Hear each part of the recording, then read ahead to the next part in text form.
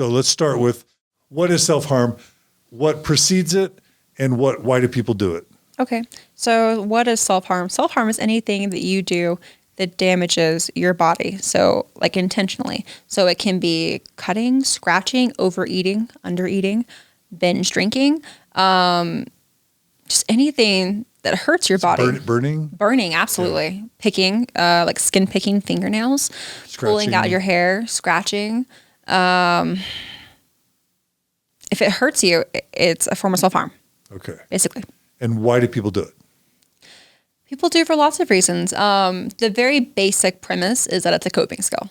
It's an unhealthy one because it damages your body, but it is a coping skill. And it's something people do because oftentimes, because of trauma, they're having a traumatic experience, and sometimes they feel numb, disconnected, and they do something to ground them. And grounding them, basically, it brings them back into this present moment, and it helps them focus.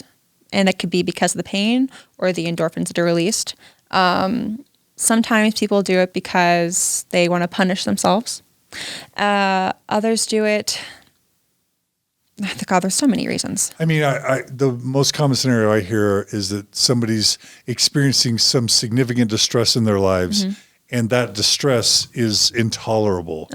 And in this weird, ironic way, by causing injury to themselves through some type of self-harm, like cutting, that directed intentional pain becomes preferable to the other global distress that they're experiencing. Does that make sense? It does. And it's also a way of gaining control in your life too, because you have control over your body now.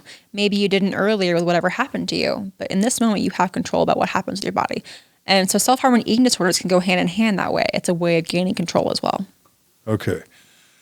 So we've talked about some of the ways that people self-harm and kind of why they might do it. Okay, so what are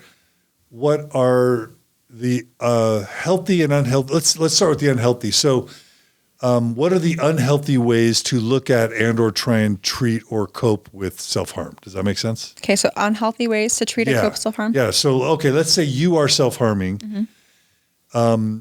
What are unhealthy ways to look at your self-harming and or to try and stop or fix your self-harming, if you can think of that?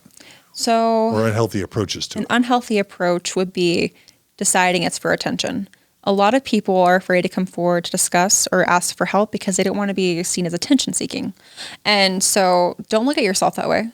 And even if you do need attention, that's not a bad thing. Human beings need attention, So another unhealthy approach would be to not take it seriously. Even if it's not attention seeking, it is kind of a cry for help in a way. Without being attention seeking, it's a sign that they need help as well. So take it seriously. Don't just brush it off. They'll get over it. Take it seriously. What if you just feel so ashamed? It's like, this is a horrible thing. I'm doing it. I don't want anybody to know. Know that you're not alone. I read a study recently. There was 1 in 4 girls self-harm, teenage girls. So it's not that uncommon. In fact, 1 in 4. 1 in 4. I'll send you the article later. It was kind of mind-blowing. But it's very common. I know so many people that used to self-harm. And a lot of people self-harm without even realizing they're self-harming. So even if your friend, Sarah, says she doesn't self-harm, but when she's, upset, she scratches herself, that's self-harm, Right. What if somebody feels like they can't get better? What if somebody feels like there's just no out, that it's just become part of who they are and what they do? You're not alone in that either. A lot of people, when they get into that state of mind, they can't see past this dark hole that they're in. But there is light on the other side. You just have to learn the coping skills and then build that support system and set those boundaries, because something in your life is going wrong that's putting you in this place. So try to identify what that is. So you can set boundaries with that person or that issue, and small steps, you'll get there.